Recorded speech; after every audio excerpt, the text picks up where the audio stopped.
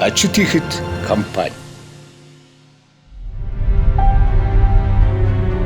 Шороноосоо доош нь дээрээс нь бороожуулаад өхрийн уусмалтай усаар доош нь буулгаад энэ цөөрөм дотроо ерөөсөө үйлдвэрлэлүүгээ оруулаад зис ургуулж гаргаж ирж байгаа. Ерөөсөө ийм бэлэн зисийг шууд ургуулж. Энд бол хаягдсан шорон дотроос зис ургуулж авч байна монголчууд.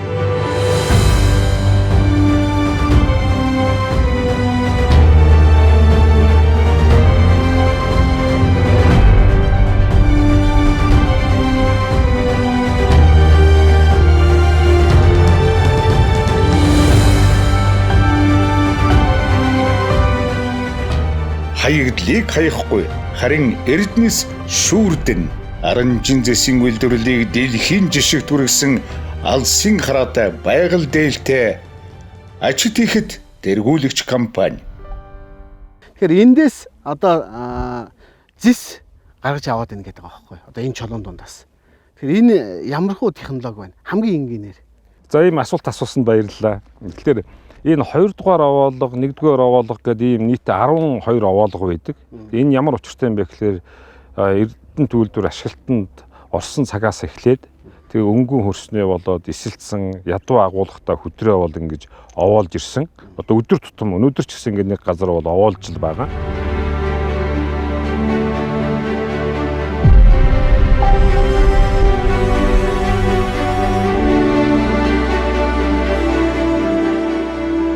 Өнгөрсөн зууны дунд үеэс ашиглаж эхэлсэн гидрометаллурги буюу уусхан баяжуулах технологи Монгол улсад нэвтрээд удаагүй ч тун амжилттай ашиглаж байна. Одоогоор зэсийн үйлдвэрлэлд ашиглаж байгаа бөгөөд дээд зэргийн чанартай аранжин зэс буюу цэвэр зэсийг Лондонгийн биржээр арилжаалж байна. Хамгийн сүүлийн үеийн технологи бүхий үйлдвэр бол 2014 оноос үйлдвэрлэлээ эхлүүлсэн ачит ихэд компани юм. Эрдэнэт уулын баяжуулах үйлдвэрийн үйлдвэрлэлийн технологид таарахгүй. Маш бага агуулгатай хаягдл овоолгыг дахин ашиглаж чухамдаа хогноос Эрдэнэ ялгаж улсын экспортын орлогыг нэмж байна. Дэлхийн зэсийн үйлдвэрлэлийн 20% энэ технологид суурилдаг ажээ.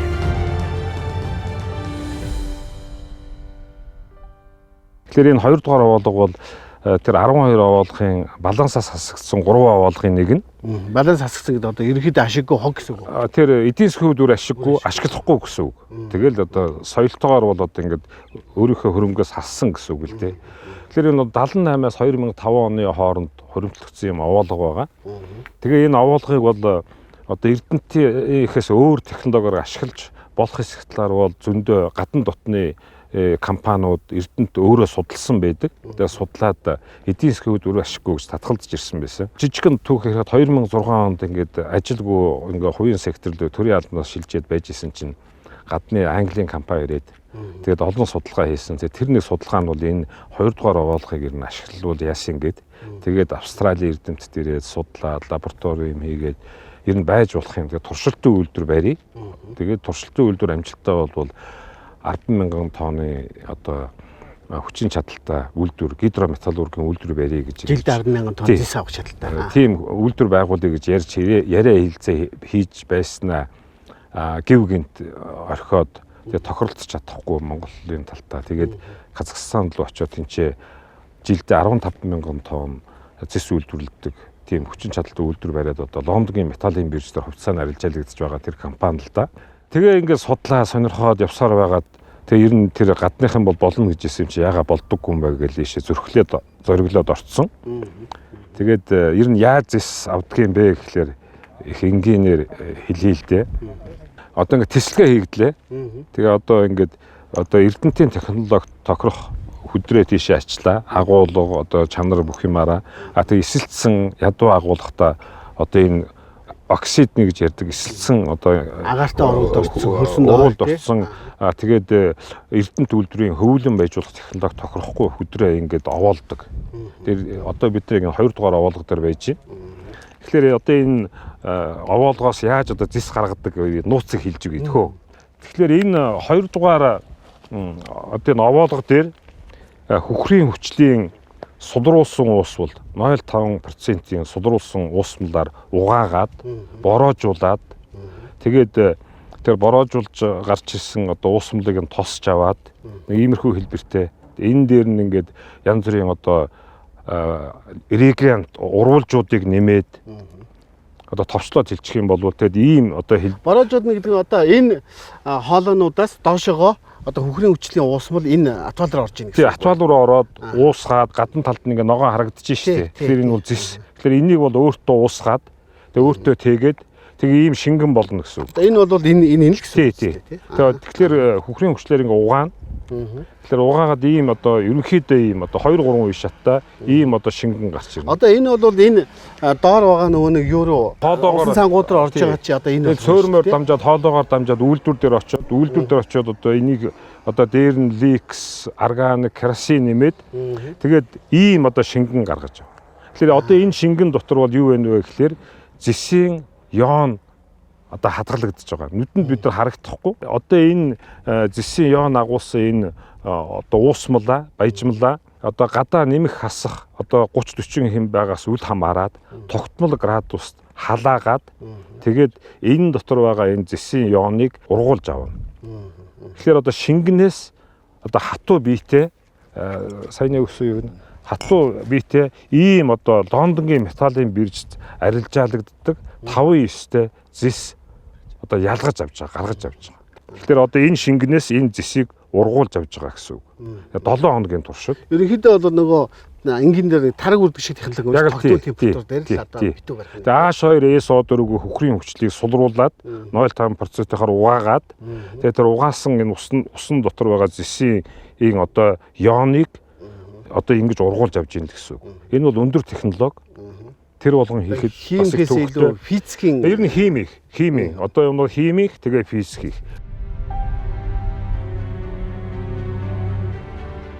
Хаягдлыг хаяхгүй харин эрдэнэс шүүрдэн аранжин зэсийн үйлдвэрлэлийг дэлхийн жишгт хүргэсэн алсын хараатай байгаль дээлтэй ажид хийхэд тэргүүлэгч компани сорчил одоо гол цөмийг авчаад тэгээд эрдэнтийн технологи таарахгүй ядуу агуулгатай эсэлтсэн тэгээд балансаас хасагдсан энэ нар салхинд хийсээд байгаль орчин яг бохирдуулаад хүн ардын эрүүл мэндэд сөрөг нөлөө үзүүлж исэн 30 40 жил хэвчсэн тэр овоолгыг шинжилгээ ухааны технологийн олдтыг ашиглаад уусгаад тэр шингэнээс ингээд экспертийн бүтээгдэхүүн гаргаад ажлын байр бий болгоод одоо баялаг бүтээж ийн гэдэг бол энэ бол эх оронч бүр бахархмаар тийм зүйл.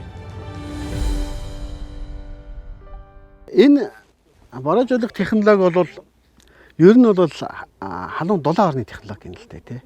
Тэгэхэд 45 дахь өргөргөөс хоошоо ашиглаж болохгүй гэхэд энийг өвөр зөнгөө манайхан ашиглуулад байна. Тэгэхээр энэ технологиг яаж нутагшуулж байна? Үндсэндээ бол 20 жилийн 20 гаруй жилийн өмнөөс бол энэ технологи одоо нутагшуулж эхэлсэн байдаг. Зуныхаа улирал бол одоо бид нар яг тэр дулаан орны уусгалтын үйл ажиллагаа явуулдаг тэр зарчмаар нь явуулаад яг энэ зуны улирлын одоо энэ зарчмыг өвөл ашиглах юм бол одоо маш том гэр шиг тийм том мөснүүд бий болно. Тэгэхээр зэрэг өвлийн уусгалтын энэ системийг шууд одоо уусмал дамжуулж байгаа шугамаасаа одоо энэ овоолго буюу одоо энэ хөдөрлөгөө шинхүүц хэмжээний одоо ийм арга гаргачлал буюу маш энгийнээр зүгээр энэ шугам хоолойгоо 2-3 мм-ийн одоо өрмөр тодорхой алхамтайгаар нөхлөөд тэгэл одоо явуулчихж байгаа. Одоо энэ дээрээс бороожуулах юм ингээд досааж штэ тий. Тэр уусмал хэдий хэр хугацааны дараа энэ юу руу гарч ирдэг вэ? Нийт шингээгүй шинээр талбайд өгөхөд ойролцоогоор 15-аас 30 хоногийн хугацаанд 80 м нэвшиж чинь. Тий хуучин талбай дээр сар юм уу 2 сар амраагаад өгөхөд тэр бол нэг 7-оос 15 хоногийн хугацаатаагаар доотлын ёроолоор нэвшиж гарч ирдэг. Бороожуулаад зэсийн авлагатай болсон уусмлыг энд одоо хандалж баяжуулаад одоо дараагийн дамжлага болох эцсийн бүтээгдэхүүн гаргаж байгаа EWZ-тэй шилжүүлдэг. Тэгэхээр энд өөрөөр хэлбэл зэсийг химиаргаар гаргаж явах тэр процесс явагдаж байна гэсэн үг гэж ойлгож болох уу? Орж ирсэн уусмлыг органик гэдэг одоо зэсийг сонгомлоор ялгаж авдаг тийм одоо керосин, ликсийн холимог тийм уусмлаар баяжуулж авдаг энэ цэгтэй. Тэндээсээ буцаагаад электролит уусмал гэдэг одоо тэр баяжсан органик уусмлаас буцаагаад зэсийг ялгаж авдаг тийм уусмалд шилжүүлээд тэгээд EW гээд цахилгаан химийн цэгтэй шилжүүлдэг тийм процесс явагдаж байгаа. Үйлдвэр бол нөгөө нэг бүрийн эко үйлдвэр гэдэг. Өөрөөр хэлбэл нөгөө усыг эргүүлж ажилладаг. Тэгэхээр эндээс ус буцаж байна уу? Тэгээ эндээс яг зэсээ алдсан уусмал маань буцаад эргээд носоосороо дамжаад отвол руугаа одоо бороожуулж орж байгаа гэсэн. Лаборатори бол одоо анх тэр уусгалт хийж байгаагаас эхлээд зэсийг гарын гартал бүх үе шатыг хямдаг уу? Тэгдэг. Анх агуулга дээр уусгалт өгөөд шүүрч гарч ирсэн тэр баян уусамлаас ахуулаад хамгийн сүүлд тэр электролизийн баанд явагдаж байгаа процесс хүртэлх бүхэл үе шаттай амжилтад лабораторийн шинжилгээ бол хяналтаар явагддаг байгаа. Та бүхэн эндээс зэсийн чанарыг шалгачаад хаашаа явуулдаг вэ? Та бүхний явуулж байгаа үйл ажиллагаа энэ үйлдвэрийн борлуулалт эсвэл үйлдвэрлэл ямар хүн нөлөөтэй байдаг вэ? Манайх болохоор олон улсын хэмжээнд хүлээн зөвшөөрөгдсөн стандартын дагуу Монголд хөндлөнгийн хяналтын үйл ажиллагааг явуулж байгаа байхгүй. Тэгэхээр харилцагч үйлчлүүлэгч эрэлт хэрэгцээг хангасан чанартай үйлчлэгийг бол үзүүлж байгаа. Тэгээ энэ дээр сертификат гаргаж байгаа байхгүй. Зэсийн сорж болохоор ерөөсөө 5-9 гардаг байхгүй. 99 гэдэг. Эднийх болохоор яг 99 гэдэг 5-9-тэй гараад байгаа байхгүй. Яг сорьцно. Тэгээ Английн металлын бирж болох яг A үнэлгээнд нь хамрагдаж байгаа байхгүй. Сайн үнэлгээний зэс гэсэн. Сүүлийн үед болохоор ерөөсөө чанар нь болохоор 6-9-тэй гараад байгаа. Тэгэхээр чанар нь сайжирж гин гэсэн үг. Энэ галын одоо аюулгүй байдлыг хамгаалдаг төв нь танах юм байна л да. Миний ойлгож байгаагаар бол энэ тийм ухаалаг гал команд юм уу гэж би зөвхөн ойлголоо тий. За энэ хэсэг бол манай үйлдвэрийн бүх барилга байгууламжийг 18 хэсэгт хуваагаад 18 хэсэг удирдлагын зангилаа тавиад за тухайн хэсэгт гарсан галыг өөрөө автоматар мэдрээд за мэдрэгчүүдэнд маш олон төрлийн утаа мэдрэгч, утаа дулаасан мэдрэгч, шувуу мэдээлэгч, дүүл мэдрэгч гэдэг тухайн одоо объектэд тохирсон мэдрэгчийг тавиад суулуулад тэр мэдрэгчээс мэдээлэл ирсээр өөрөө автоматар унтраах системийг ажиллуулад ус болон хөөсөр унтраах системээр гэдэг галыг унтраах гэсэн. За энэ нь бол одоо хүний оролцоогүйгээр одоо хүн харахгүй байж болно шүү дээ. Тухайн галыг одоо хүний нүднээс талд байж байгаа аюул нөхсөн нэмэгдэх ч юм уу. Аюул нэмэгдэхээс урьсан цаг алдахгүй тэр нь автомат байнгын бэлэн байдал байдаг юм. Маш сүүлийн ухаалаг систем байгаа. За энэ бол Америкийн Tyco брендийн ийм галын тохиол унтраах систем байгаа. За энэ нь бол одоо манай Монголын томоохон төслүүд болох оюутлогоо төсөл дээр бол байдаг. За манайх тэр бол бас яг иж бүрэн байдлаар хийн унтраах систем, усөөр унтраах систем, усаар иж бүрэн байдлаар ингээд суурилуулагдсан.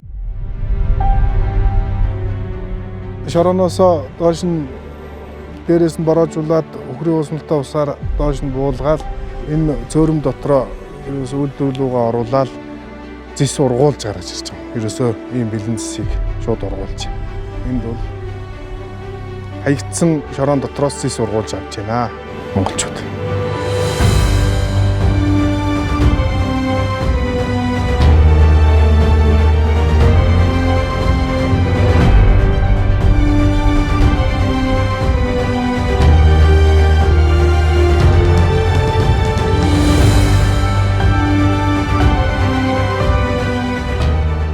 Хаягдлыг хаяхгүй харин Эрдэнэс шүүрдэн аранжин зэсийн үйлдвэрлэлийг дэлхийн жишгт хүргэсэн алсын хараатай байгаль дээлтэй ажид хийхэд тэргүүлэгч компани.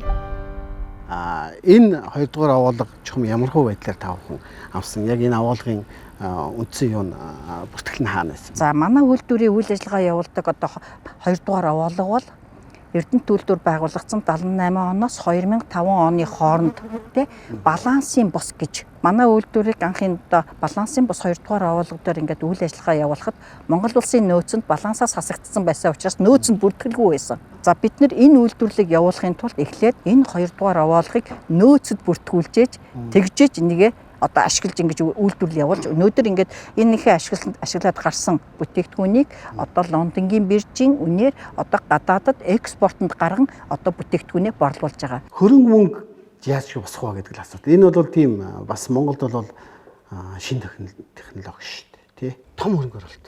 Энэ бол том нийтдээ бол яг хөө гэхэлэр ингээд бахан нөгөө тухайн үед нь тооцоо хийж байгаа л ер нь болно гэж дайрсан. Тэгээд анх яасан гэхээр Монголын бас нэг том арилжааны банкаас зээл аваад тэгээ эхлүүлж исэн чинь нөгөө зээл зогсоод тэгээд дараагаар нь одоо Монголын баг одоо бүгд нэрийг хэлээд яг бүх одоо хөрөнгө чинээтэй бүх том компани эздэд санал тавьж ирсэн. Ер нь ашигтай төсөл болно гэх. Яг ийм тушаал ийм гээл тэгэхээр намайг жоохон өөрөө хэлээ хуульч хүн энэ юу мэдтiin чи өсө маллуулсан ба чи шатна дэмим хийж гин Эрдэнэт өөрөө ашигтай байсан бол хийчих штэ гээл бас боддог л юм тий. Тэгээ бүгд татгалцсан. Эрдэнэтийн үйлдвэрийн Эрдэнэт үйлдвэр бол тэгжсэн шүү дээ. Ган зэрэг захирал анх зөвшөөрөхдөө үгүй танаа англичууд хаяа явчлаа. Урд нь бид нар судалгаа хийж исэн. Ашиггүй гэд байсан. Хэрвээ ашигтай бол бид нар өөрснөө хийн штэ. Тэгээ яасан гэхэлэр за энийг шатчихад одоо насан туршдаа надад гомдвоо гэх. Бүр 2-3 удаа асууж ам тангараг өгжиж зөвшөөрч исэн байхгүй. Тэгээ нэг муу хүний заяа завгдаг шиг ямар ч байсан эхлээд бодилсаар байгаад ард нь гараад ирсэн. Тэгээ технологи эзэмсэн, гадна дотны түншүүд тусалсан, барууны өндөр технологиг итгэж өгсөн. Тэгээ энэ бол технологиуд нь дандаа баруун Европ, Хойд Америкийн тийм өндөр технологиг авсан. Мөн дээрэс нь Австрали, Америк, Канада, Хятад, Казахстаны том экспертүүдийг авчирж ажилуулсан. Тэгэл ямар ч байсан ингээд ард нь гарсан. Тэгээ нийтдээ бол 60 сая доллараар анхны хөрөнгө оруулалт. Тэгээ сүүлд нь нэмж бас зөндөө хөрөнгө оруулсан л да. Тийм амар байгаагүй. Гэтэ энэ хүмүүсийн чадахгүй гэж исэн, итгэхгүй байсан, айж байсан энэ одоо овоолго дээр зориг гаргаж ороод Эрдэнэтээс нэг төгрөгийн хөрөнгө аваагүй, бондоос мөнгө аваагүй, төрийн банкнаас мөнгө аваагүй, хөгжлийн банкнаас жидүүгээс мөнгө аваагүй, 100% гадаад дотоодын арилжааны банкны зээлээр энэ одоо 30-40 жил нар салхинд хэвдсэн хур борооны усанд ингээд уусаад одоо ногоон ус болоод газрын хөршин шингэж исэн, эрдэс баялаг алдаж байсан.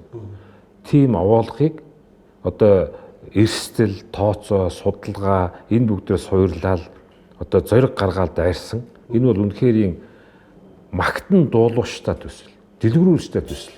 Архитект компани талаарх буруу ойлголт нь тухайн үеийн засгийн газар ба ерөнхийлөгчийн тамгын газрын хоорондын зөрчилөөс улбаатай юм. Ерөнхий сайд асан Алдан хуйг өөрийн огцорсон шалтгааныг ерөнхийлөгч Элбэг Доржтой холбон тайлбарлаж, улс төрийн хариу авахдаа тус компаниг ерөнхийлөгчийн мэдлэг хэмээн зарснаас олон нийтийн дунд буруу ойлголт тараасан байна. Ердөө тус компаниг үүсгэн байгуулагч цагаан ерөнхийлөгчийн тамгын газрын даргаар ажиллаж байсан нь энэ сургалтыг дэгдэх шалтгаан болжээ. За энийг бол хамгийн өндөр агуулмжтай байх гэсэн чинь балансаас хасчихсан юу юм бэ? Овоолго юм байна тий. Нөгөө талаар таныг ерөнхийлөгчийн тамгын газарт байсан их ойрхон байсан учраас нөгөө үнтэй ерөнхийлөгчтэй бас хардна. Яг тэгэхээр энэ 49% маргаанчаа явахаар энэ эрдэнэтэй холбоотой бүхэл юм хардлаганд орж таараа. Аваад шалгуулчих байх шиг байна тий. Тэгэхээр энд одоо таны шууд асуухад ерөнхийлөгч Элбэг Дорж оролцоо бий юу? Тэгэхээр энд Элбэг Дорж ерөнхийлөгч ямар ч оролцоо байхгүй. Ямар ч оролцоогүй байхгүй. Одоо бүр бурхны нэрийг барьж андгаалж болно биз. Би чинь тамгын газарт зөвлөх болохоос урд 2006 онд эхэлсэн төсөл. Тэгээд энэ хаягдал дээр тийм төсөл хэрэгжүүлээл ямар ерөнхийлөгч хүн ажилтныхаа эхнэр хүүхдүүдтэй нийлээл энэ төсөл хэрэгжүүлэх гэж явах байдаг. Энэ төслийг бол үнэн хэрэгдээ би ярьж байгаа боловч яг энэ зовлон жаргалыг эдэлж босгосон хүн бол манай гэр бүлийн хүн эхнэр. Тэгэхээр энд Элбэг Дорж ерөнхийлөгч ямар ч оролцоо байхгүй. Хүмүүс тэгж ирдэг. Цагаан ерөнхийлөгчийн тамгын газрын дараа багтаа элбэгээтэй нээлж байгаа. Хамгийн өндөр агуулмжтай аваад гарчихсан байна да гэл тий. Гэнэрээ явж л байгаа л да. Одоо хүртэл зарим бүр ерөнхий сайд байсан хүртэл яриад явж байгаа л да. Тэнд байгаа иргэдэн ингээд амьдрал авах нь болохгүй байхад тэн дээр байгаа 2 тэрбум Америк долларын зэсийн баяжмлын овоолгон дээр одоо манай нэрийг хэлхийд цагаан үйлдвэр байгуулсан. Тэрний гаргасан хүн ч одоо яг нэг нүгөө ярих юм бол ерөнхий сайдаас алтуу их шүү дээ. Тэгээ Орос ардын зөөрөг гэдэг байхгүй. Человек думает в меру своей испорченности гэдэг. Одоо хүн эвдэрснийхээ хэрээр сэтгэдэг гэх тээ. Энэ овоолгоч чинь одоо тэр хулгайсан гэж солиороод байгаа шүү дээ. Юу хулгайлах вэ чинь овоол байна. Жинхэнэ эрдэнтийн ганц сар болсон овоолгыг л одоо тий аваад явсан. Бараг дээр нь эрдэнтийн шороноос асуулсан ч байх. Тэгэхгүй бол ийм ашигтай ажилт ямар ч нөхцөл байхгүй. Энэ хөдрөө овоолгоч бол нүүрс биш байхгүй юу? Цэргүүдийг авчир шуудаалуулаад дамал зардаг нүүрс биш байхгүй юу? Энэ бол тэр овоолго нь байдгаараа байж байгаа. Манай технологи гэхлээр тэр хаягдал овоолгыг шинжлэх ухааны ололт, хим физикийн урвал, ноу хавыг ашиглаад одоо зис сургуулж авж байгаа гайхамшигтай төсөл. Одоо гэрээ, дүрм бүх зүйлээ 100% биелүүлсэн. Хэн гомдол гаргаж байгаа, хэн муулж байгаа.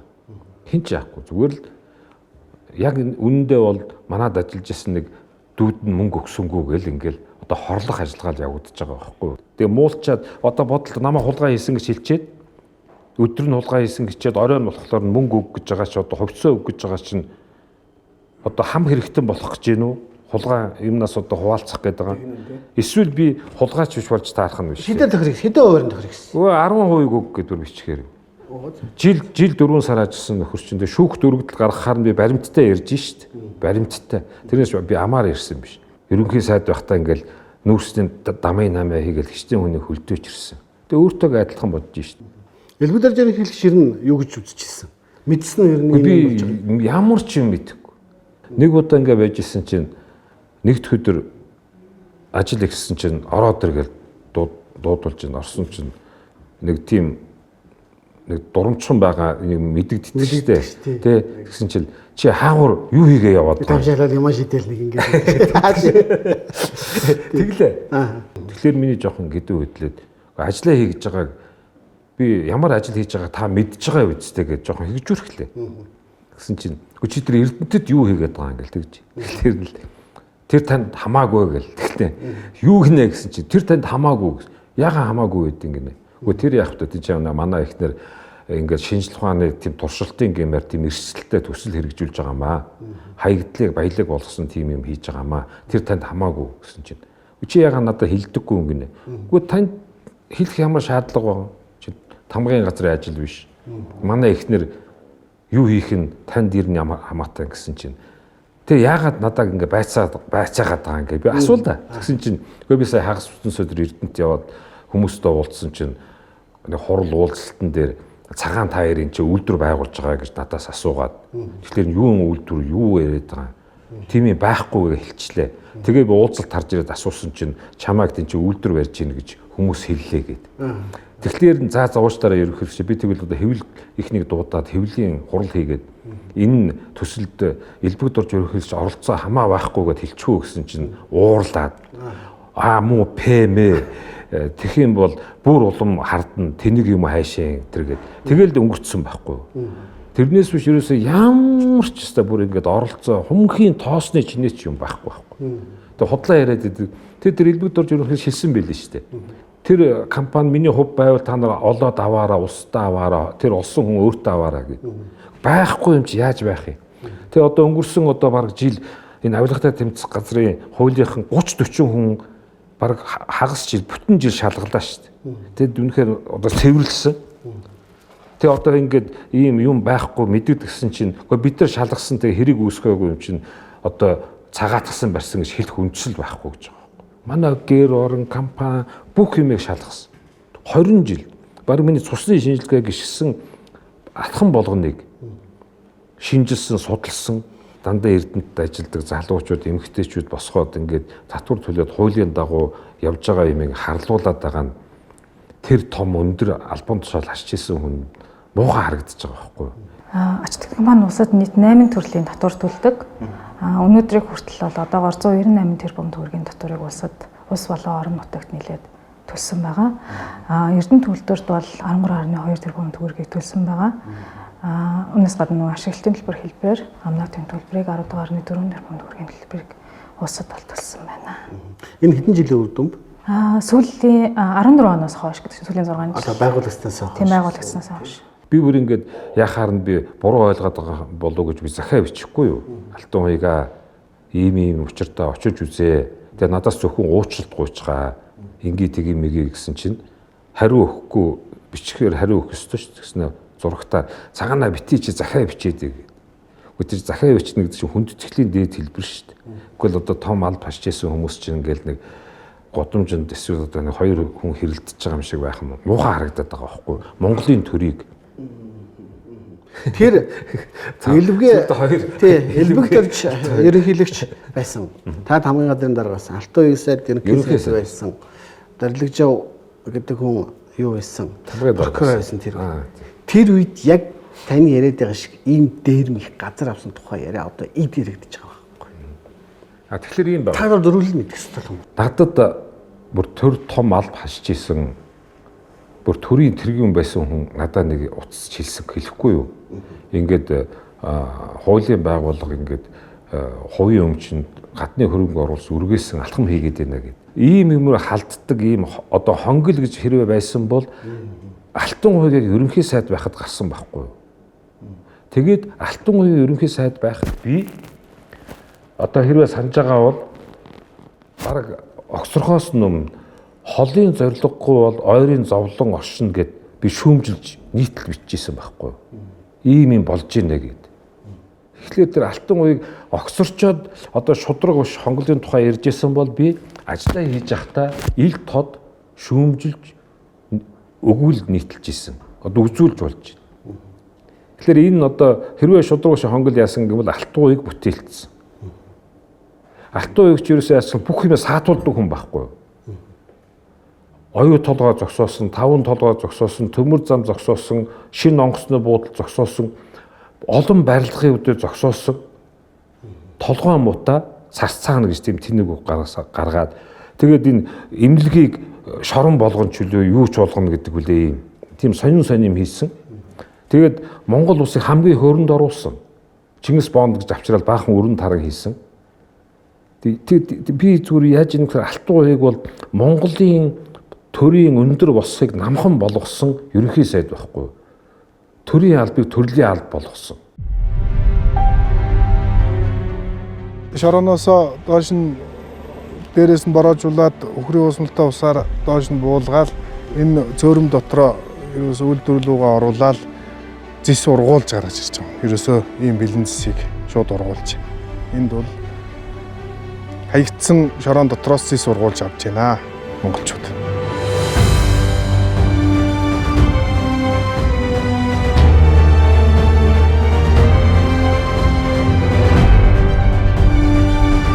Хаягдлыг хаяхгүй харин Эрдэнэс шүүрдэн аранжин зэсийн үйлдвэрлэлийг дэлхийн жишгт хүргэсэн алсын хараатай байгаль дээлтэй ажид хийхэд тэргүүлэгч компани.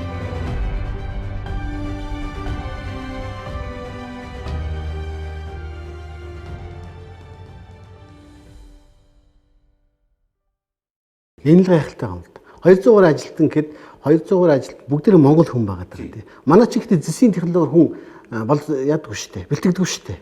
За энэ өндөр техникийн дэвшлиг ашиглана гэдэг бол энд ажиллаж байгаа өөрсдийн үндэсний боловсон хүчийг сургана гэсэн асуудал заашгүй тавигдаж ирнэ. Үндэсний боловсон хүчнийг сургахын тулд гадаадын өндөр мэргэжилтэй хүмүүсийг бид нэр тодорхой хугацаагаар ажилуулж хүмүүсээ сургаж үйлдвэрлэлээ зөвшөөрүүлнэ гэсэн үг. Эрдмийнээс манайх авсан, тэгээ гадаад дотоодод явуулсан, хүн ажилуулсан тэр Монголд байхгүй мэргэжилтнүүдийг бид нар Австрали, Канада, Америкаас авчирж энэ чи өндөр сэлэнтэй ажилуулад тэр нарийн имийг сурсан л да, нөө хаавг нь сурсан л да.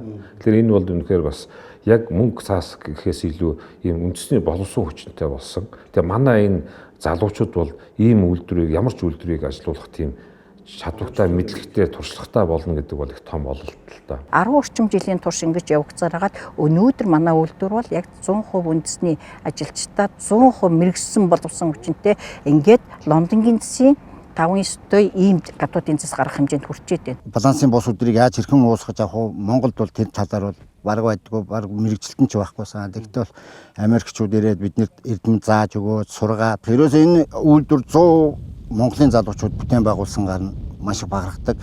Тэгэхээр ингээд бас монголчууд хөгжөөд байгаа байхгүй. Тэгэхээр би зүгээр айгу омог бартан байдаг байхгүй юу? Одоо энэ манай төсөл битгий та нар тэр худалч хүний битгий итэг ирж үз 100 сонсохоор нэг үз гэдэг шүү дээ. Би бол уурхай ийм үйлдвэрийг бол шал ондоогоор төсөөлж ийсэн том балаз машин яваал ийм одоо шороо бужигнсан газар байдаг гэсэн. Энэ бол шал ондоо технологиор явж гэн. Эдийн засгийн хувьд ч гэсэн маш бага зардлаар одоо зэсээ гаргаж авдаг юм байна. Тий, цэвэр зэсээ. Манайх чинь нэг баяжмал гаргаад тий, түүхийг л гаргаад түүхийг эдийн гаргадаг шүү дээ. Тэгсэн ерөөсөө шууд ийм бэлэн зэсийг Монголд одоо гаргаад ирж байна. 1000 сонсохоор нэг хар нэг үз гэдэг. Тэгэхээр ирж үзэж энэ ойлголтыг авах юм бол энд бол маш л зүйтэй сайн зүйлийг хийж байгаа юм байна. Тэгээ манай дээр одоо ингээд хараа Германы хэлж ирсэн. Шүү хаана хэлчин гадна дотны хүмүүс ирээл гайхаал багтаал тэгэл явдсан шүү дээ. Голдуу дулаан орнуудад ашигладаг барууны энэ өндөр зэрэглэлийн технологиг Монголын Эристис цаг уурын хүнд нөхцөлд тохируулан нутагшуулж ашиглаж байгаа нь манай инженеруудын гайхамшигт ололт юм. Гэтэл уулуурхай өндөр хөгжсөн Оросын холбооны улс цаг уурын нөхцлөөс болоод одоо болтол энэ технологиг ашиглахаас хатгалздаг ажээ. Тус компанид 240 гаруй залуус ажилладаг бөгөөд дан Монгол инженерүүдэд тулгуурладаг байна. Тэдний ажил зүйл толгойд улсын бүрэлдэхүүнд байсан улсуудын анхаарлыг ч татаж байгаа юм. Монголчууд малынхаа амьсгаанаас бусдыг ашиглаж байсан бол энэ удаад зэсийн хүдрээ шавхан ашиглаж дэлхийд зэсийн орн болохоо баталж байгаа нь эдгэр залуусын гавьяа юм. Чанар үргэлж нэмсгэлдэг ачит ихэд компани. Ачит ихэд компаниас ажилчдаа зориулсан давуу эрхийн хувьцаа гаргаж ийн гэсэн тийм. Тэгэхээр энэ яг ямар зорилготой гаргаж байгаа хувьцаа вэ? Ачит ихэд компани зүгээс компани нийгмийн хариуцлагын хүрээнд ер нь давуу эрхийн хувьцаа гаргачаа. Тэгээ өгөөж нь бол ер нь жилийн 30% байя. За ингээд энэ хувьцаанд хэн хамрагддаг юм бэ гэхээр зэрэг одоо энэ ачит ихэд компанид ажиллаж байгаа. Одоо энэ компани ажиллагчид тодорхой хэмжээнд бол бид нар мэдээж Эрдэнэт одоо уулан байршуулах үйлдвэрийн одоо ажилчид бас санал болгосон. Тухайн одоо удирдлагын одоо шийдвэрээр бол бас хүмүүс бол идэвхтэй хамрагдаж чадаагүй. Гэхдээ тодорхой хүмүүс бол манай хувьцаа эзэмшигч болоод явж байгаа юм аа. Хүн түншлэн ачит ихдээ одоо хамааралтай ажилладаг компани одоо ажиллагчид бас хамрагдсан байна. Нэрлсэн нь бол 1000 төгрөг.